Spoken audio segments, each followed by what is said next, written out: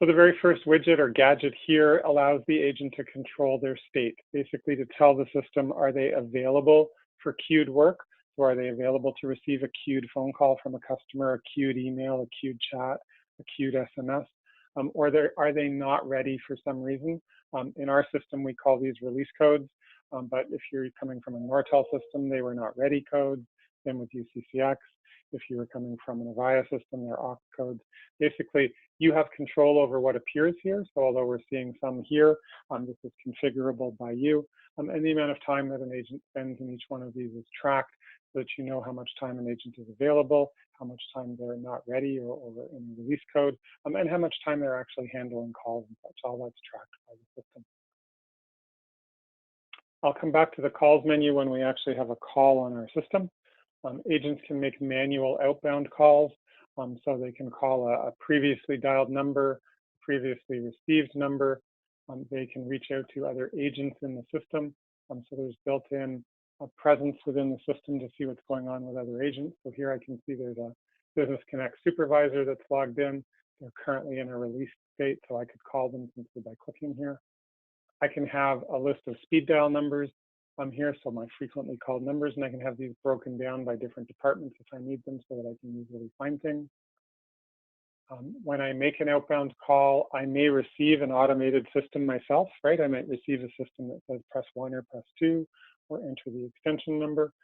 I could do that on my Business Connect set if I'm using that, or any other phone system if I'm using that.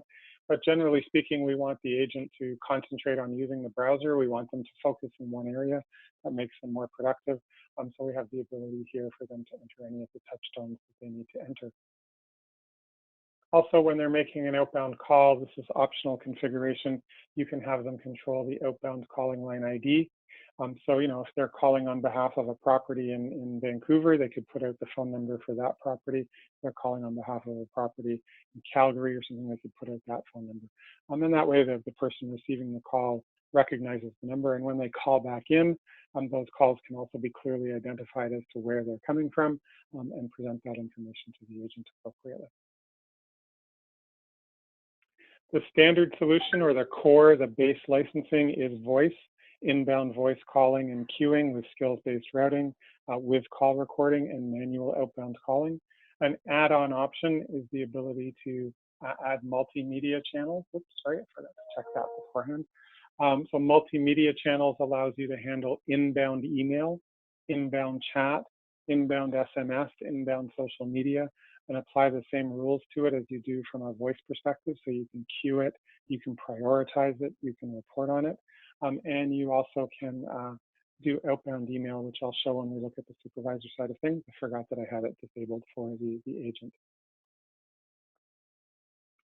Two standard features, so features that are available in the core license, the base license, are callback and voicemail. So when a customer has called in, they've gone through your menus, they're waiting in queue. They're waiting to be answered by an agent. You're hearing whatever music and messaging you want to play to them. You may choose to allow them to leave a callback or a voicemail. So with a callback, this is virtual hold. The caller gets to enter the phone number that they want to receive the callback at, and they hang up. Their position and priority in queue is maintained. With a voicemail, similar concept. They leave their message and they hang up. The position and priority in queue is maintained for the message.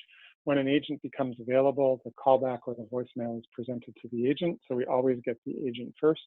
And if it's a callback, then the system will make the outbound call to the number that the caller left. And now the agent is speaking with the caller. If it was a voicemail, the system plays that to the agent. The agent takes whatever action is required based on the voicemail. If you subscribe to multimedia, as I mentioned, those multimedia channels are presented to the agent automatically, just like phone calls are, based on priority and skill. But one of the extra features you have with multimedia capabilities is the ability to actually go in and see the queues, and if necessary, pull things out of sequence. So again, emails will be delivered in sequence automatically, but you can assign an agent to just do emails and pick and pull them, so that if you see an email from one of your most important clients, you could pull it out of sequence and handle it and not wait for the system to deliver it automatically to you.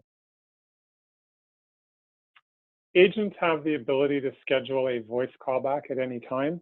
So in this case, I'm just sitting here as an agent. I don't have an inbound call, email, or chat. So in this case, I'm just setting a callback to the general queue. And I can put in the person's name, so Mr. Smith, and the phone number.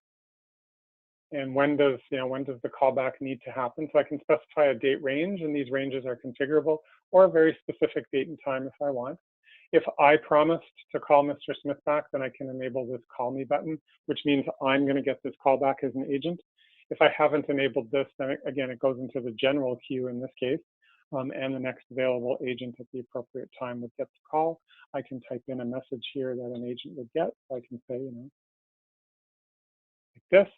And if there's a URL to a screen pop or to an account that I want to put in, or just an account number, I could even put that in the URL field.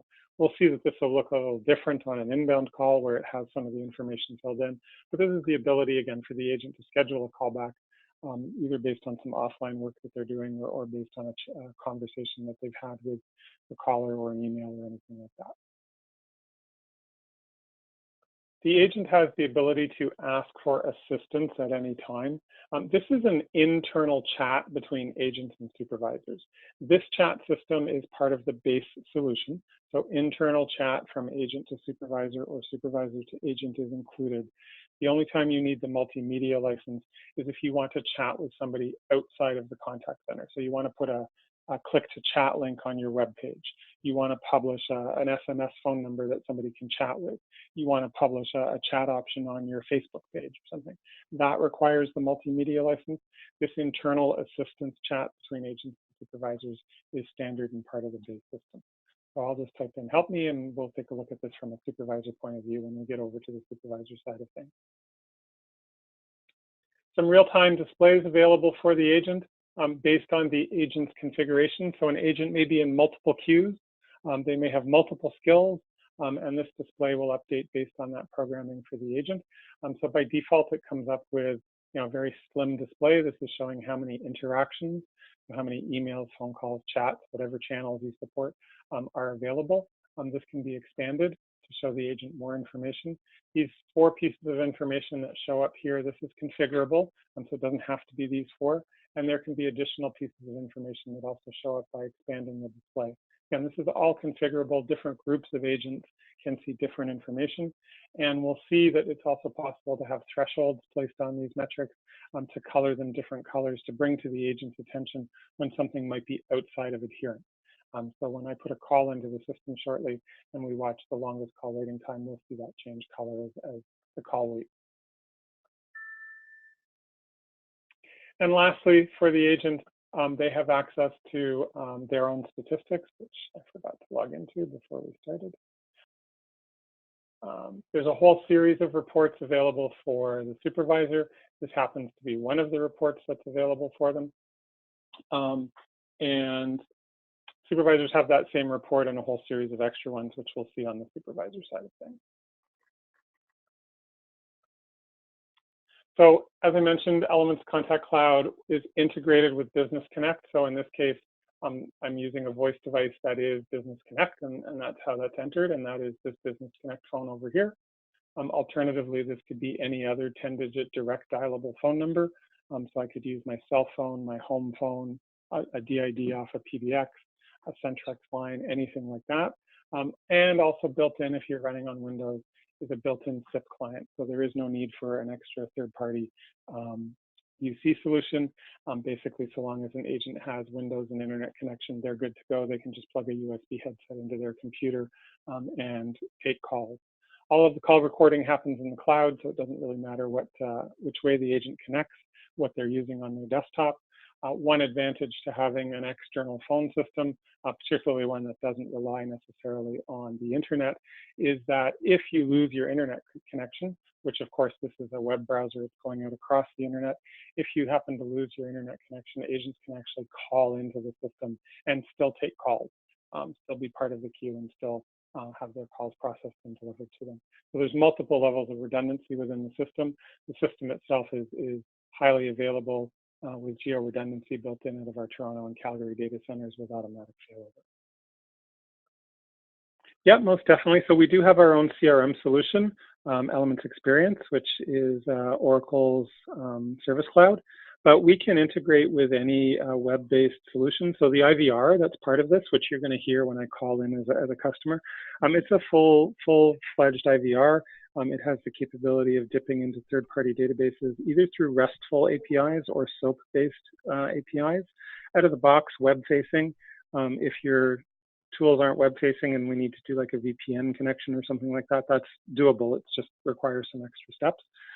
And we can do screen pops on the agent's desktop into web-based applications. If they're doing Win32-based apps, that's a little more complex, but still doable.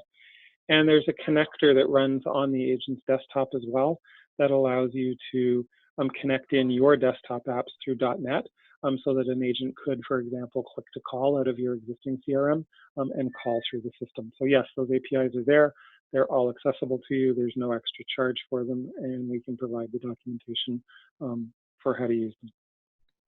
Okay, so what I'm going to do is I'm going to be a customer, and I'm going to call into the solution. You're going to hear some prompts, multiple levels of menus. You're actually going to hear it collect some digits from the agent. Basically, during the implementation phase, we would sit down with you, we would document your business requirements, and then our team goes away and builds that. And then you would go through your user acceptance testing to make sure we've built it as you want it. And then we train you on how to manage and maintain your own system. So each inbound phone number can have its own unique treatment, its own unique hours of operation, its own unique menus, its own unique voice, its own unique set of agents that it goes to. If you want to get specific enough, you can actually get down to each unique caller having a unique experience. That's really, so the system has the capability of getting that granular. It really depends on how you want to treat your customers from a phone perspective. And if you subscribe to the email and chat options, then how specific you want to get for them. Again, we train you on how to do all of that. You do not need to come back to TELUS to make these changes. Alternatively, TELUS does offer a Mac desk, a move add change desk, where we would quote you for the work, and then once you approve, we would do the work for you. So however you want to work there, you would get full administrative access to the system, and I can show those interfaces if we have time. So again, I'm going to call in. We're going to hear some menus and some options, and then we'll see the call get presented to the agent when I make myself available. Contact Cloud demo environment. Please choose from one of the following options. Press 1 for HR inquiries. Press 2 for general inquiries. For after-hours treatment, please press 5. Press 1 for benefits inquiries. Press 2 for payroll inquiries. Press the pound key to repeat this menu. To help us serve you better, please enter your employee ID number followed by the pound key. You entered 5, 6, 7, 1. If this is correct, press 1. If this is not. All of our agents are currently serving other customers. Please hold. If at any time while you are waiting, you would like to request us to call you back, please press 2.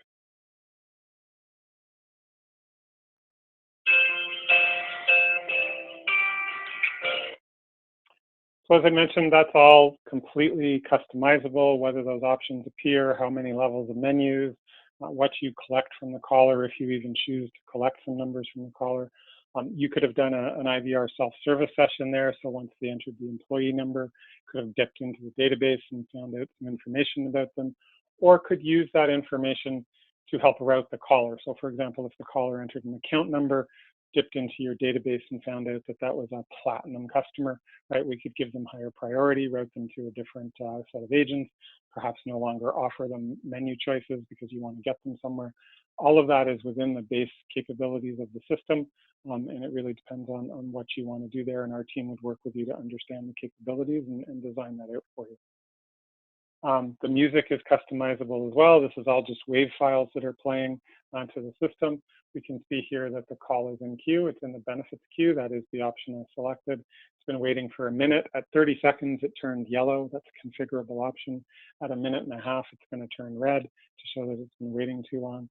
There are 2 agents logged in, but there's no agents available, and hence why this call is queuing and waiting for an agent with the caller getting music and whatever other options you want to play to that particular caller while they're waiting in queue.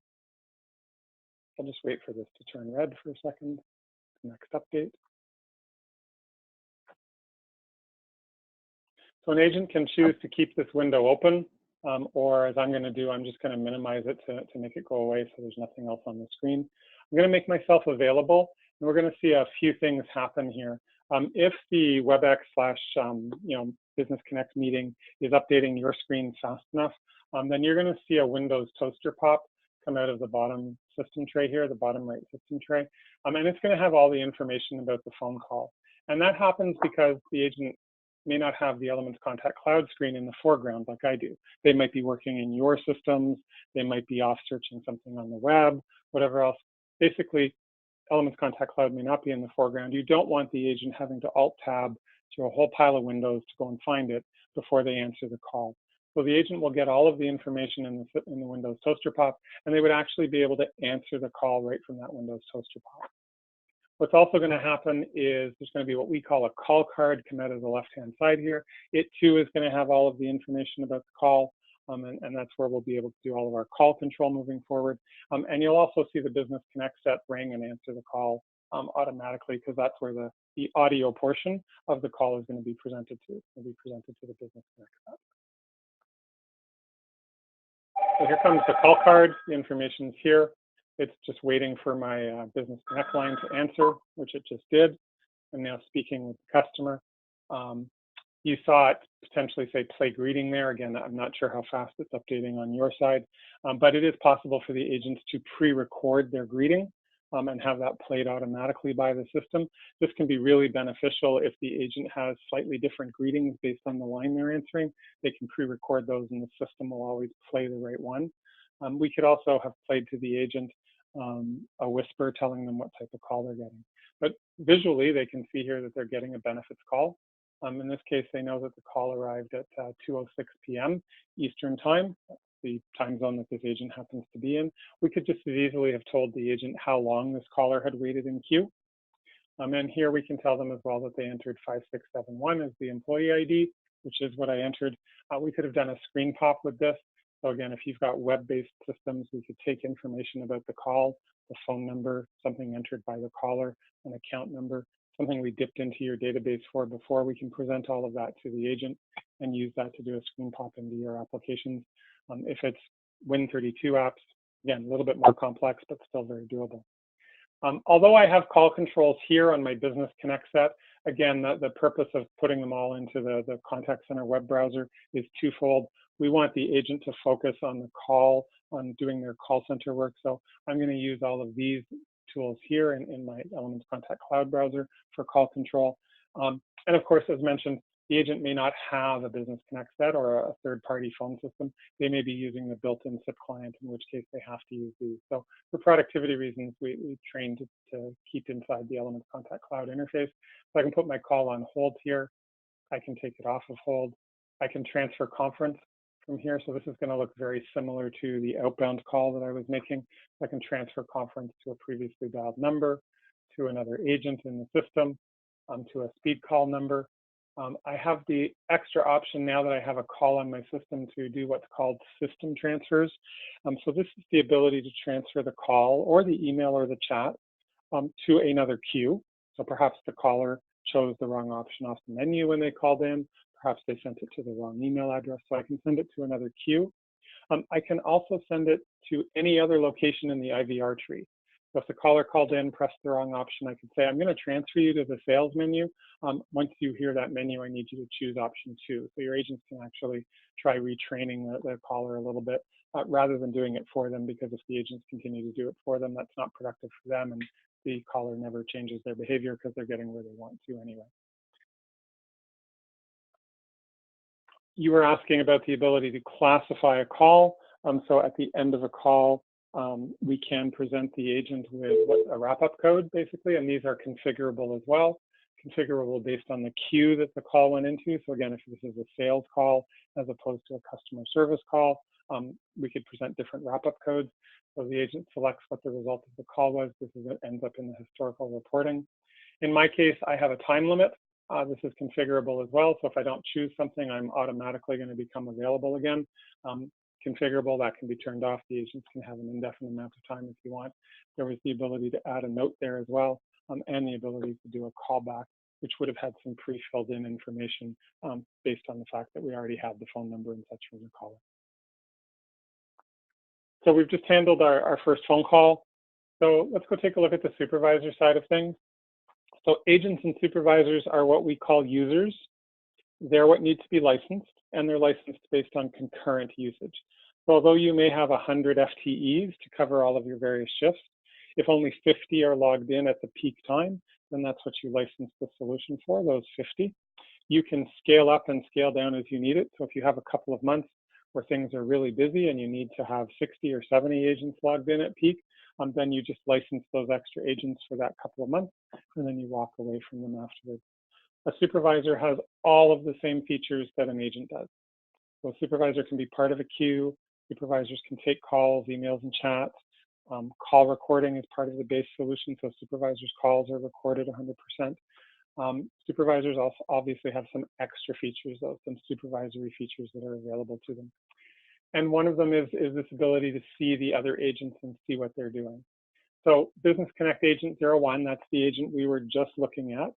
That agent is currently available, so I can see their current status. And in fact, if I just pop back to that agent for a second, they are in fact available and have been for 5 minutes. I'm just going to go change my state here, and we'll see that update momentarily on the supervisor side of things. I can see that the agent's not on any calls or not doing anything. As we were going through the start of the agent demo, I put in that help me request. I did an assistance request and said help me. So the supervisor can see that there's one assistance request right here. So if they don't happen to have this screen up, so perhaps they're sitting there like this, if they don't happen to have that screen up, they can see that there is an assistance request. And so they can come over to this screen. I can see that it's this agent here because the assistance icon is beside them. If I just hover my mouse over that icon, it'll tell me what they typed in. And then I can enter into an assistance session with them. So this is a chat between the agent and the supervisor. And the only reason this assistance window is coming up on the left-hand side here is because I'm logged in as both the agent and the supervisor. That normally doesn't happen on the same desktop. So that doesn't typically happen for the supervisor. So I can now chat back and forth with the agent, no matter what they're doing. So whether they're on a phone call, an email, a chat, social media, SMS, I can chat back and forth with them. I also have the ability to silent monitor the phone call that they're on or the chat that they're in. So in this case, nobody knows that I'm listening. So if this is a phone call, the caller and the agent do not know that I'm listening in and hearing what they're saying. If it's a chat going back and forth, I see the messages going back and forth, but they don't know that I'm reading them. I can whisper to the agent. So if this is a phone call, now the agent can hear me as a supervisor, but the caller cannot. So perhaps I can give the agent some information, right? Tell your customer that the answer is yes or no, or tell your customer that I'm going to join the call. If this was a chat, now the supervisor can chat to the agent and the agent sees that in their chat stream, but the person out on the web does not. And finally, they can barge into the call, so they can create a three-way conference call. Now the caller, the agent, and the supervisor can all speak together. They can all hear each other. Or if this is a chat, we've now created a three-way or a group chat where the person out on the web or in social media or on SMS can now see the messages that the supervisor is exchanging as well. The supervisor also has the ability to log the agent out from here if the agent does happen to be working on an interaction. So if they're on a phone call, an email, or a chat, that'll come over to the supervisor and the supervisor will take that over. Part of the core solution is to record all calls. That's configurable, but that's included in the base solution. So all inbound calls, all outbound calls, and all calls between the agents by default are recorded 100%. And we store all of that information for 90 calendar days as part of the base solution. You can download those recordings individually or in bulk during that time at no extra charge. And then you can store them. Perhaps you have your own data warehousing solution that stores them for much longer. Or alternatively, TELUS can offer extended storage at an additional cost. If you subscribe to multimedia channels, then the transcripts of those channels are also stored for 90 days and retrievable through the same interface that we're about to see.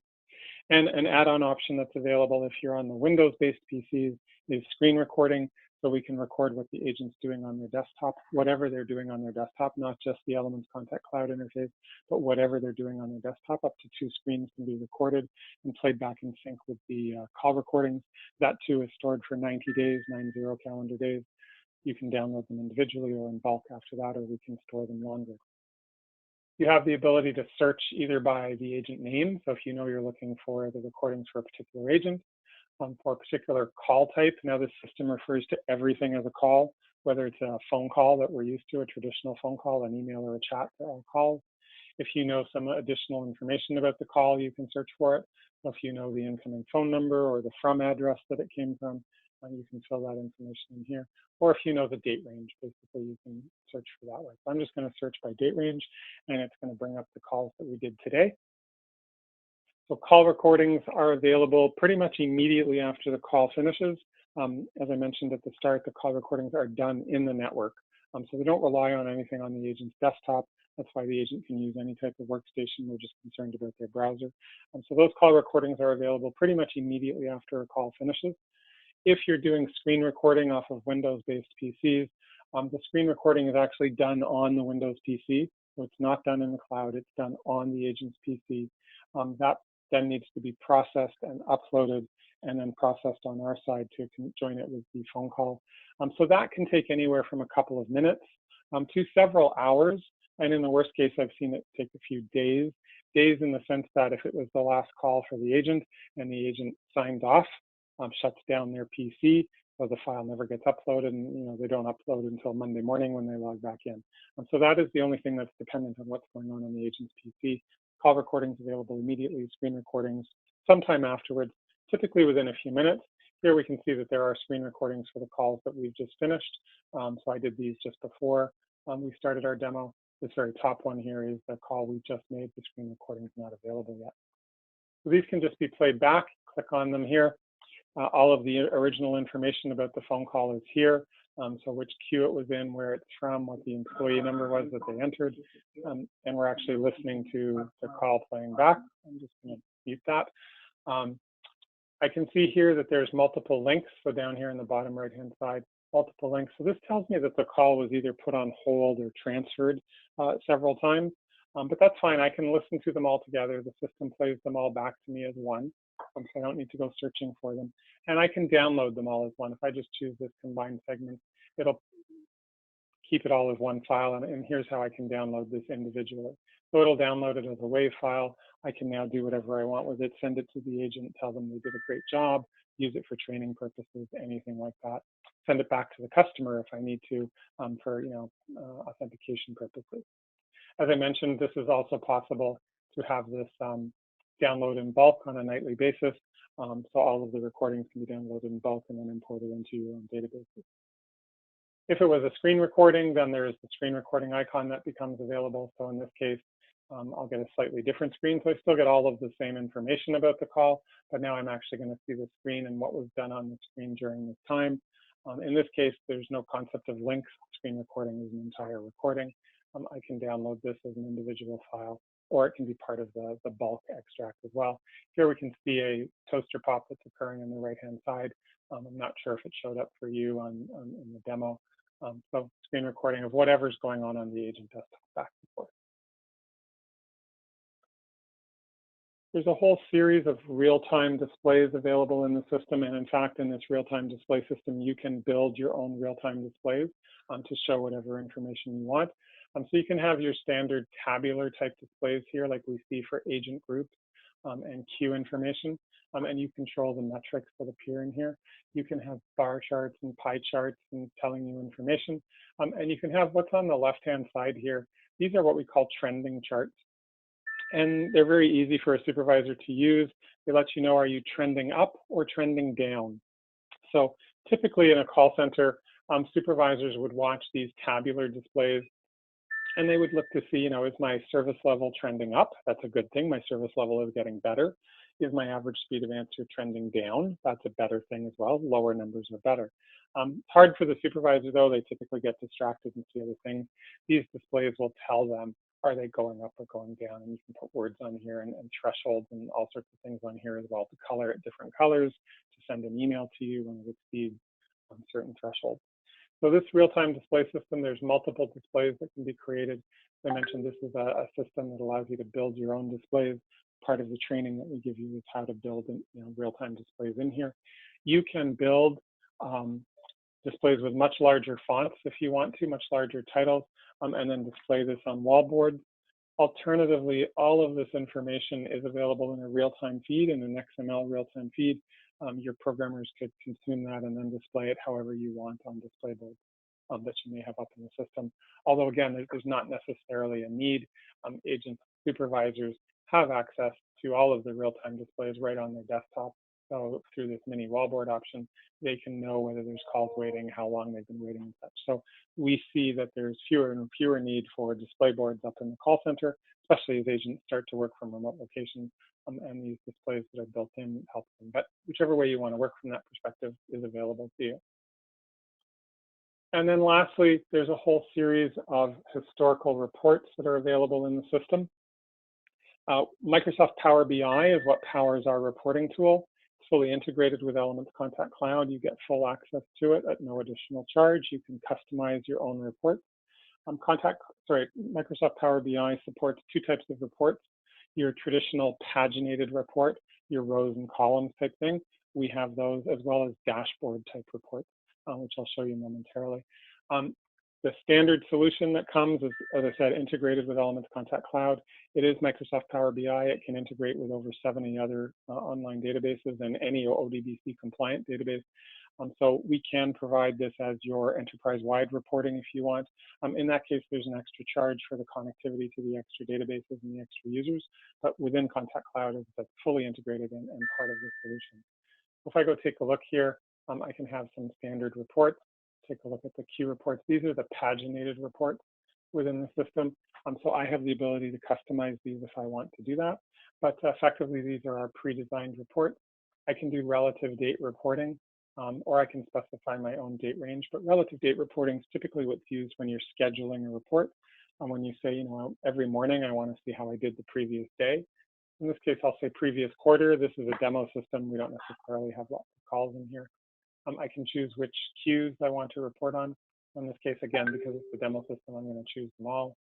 I'm in the Eastern time zone, important when we're pulling information back and forth and showing it. And how do I want this grouped? So do I want it grouped by 15 minutes, by day, by week? Again, in this case, I'm choosing a quarter.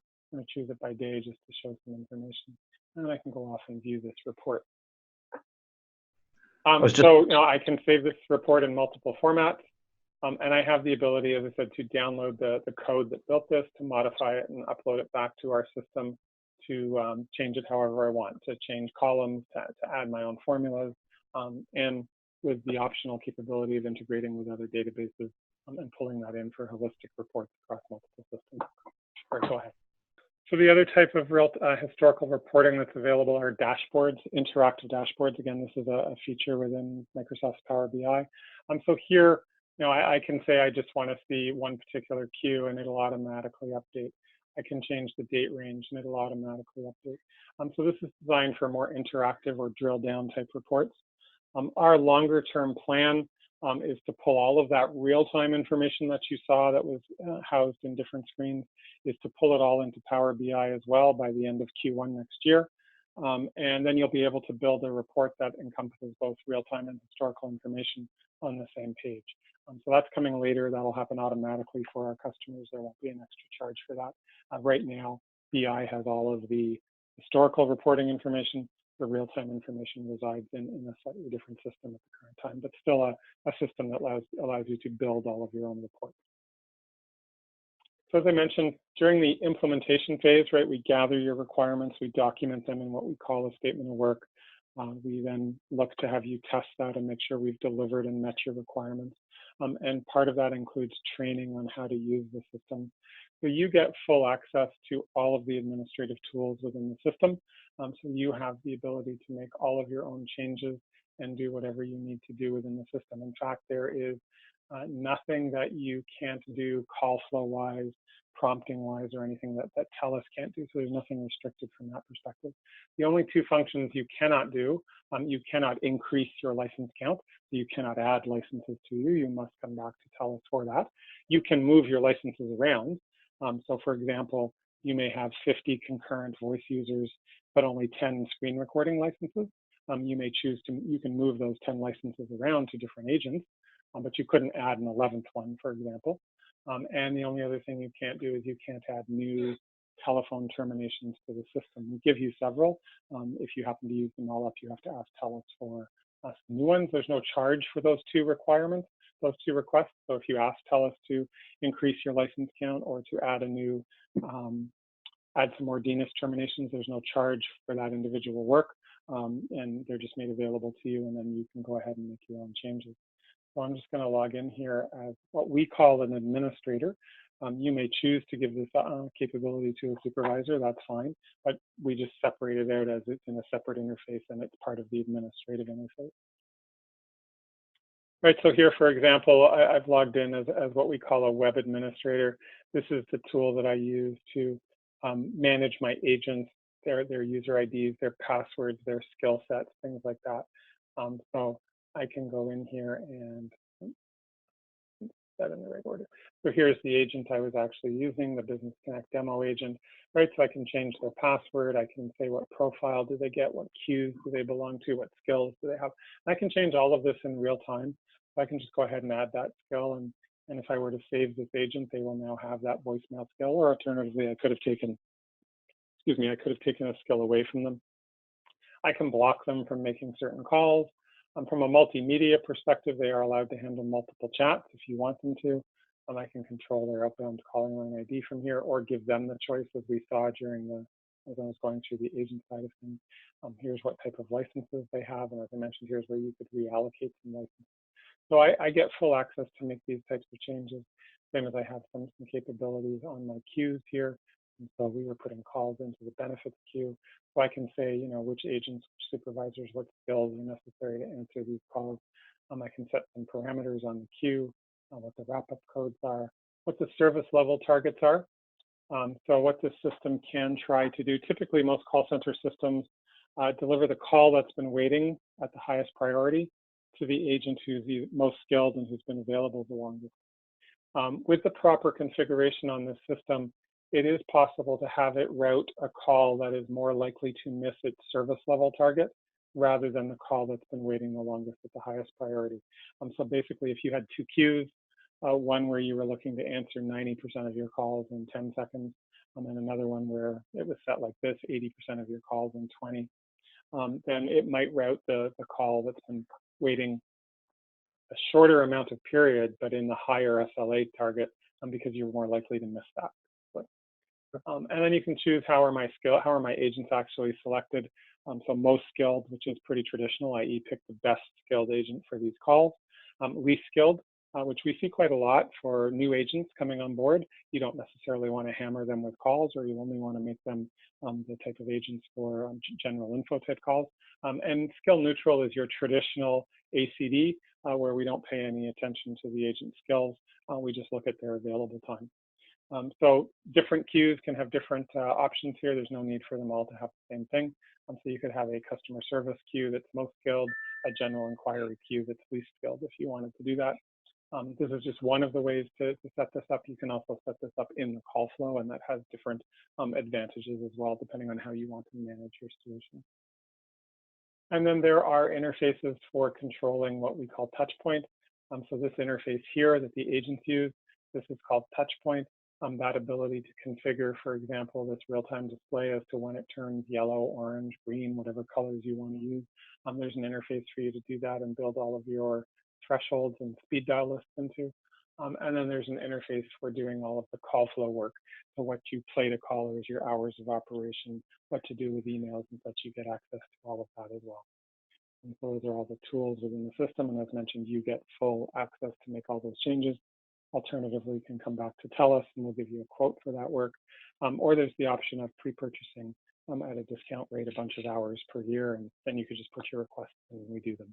However you want to work there is how we want to work. Basically, we want to be flexible from that perspective. That at, well, I guess more than a 50,000 foot level at this point is Elements Contact Cloud. Again, hosted out of our Toronto and Calgary data centers, so everything resides in Canada. All the data in transit is encrypted. All the data at rest resides behind our firewalls and is stored. If we do a backup, not if, all of our backups are encrypted as well, all stored within Canada as well. And all of our support people are in Canada as well. So nothing goes out to the States from that perspective. I'd really like to thank you for your time. I realize it's hard to carve an hour and a half out of the day, especially to sit there and listen to me talk for that time, but I greatly appreciate your time.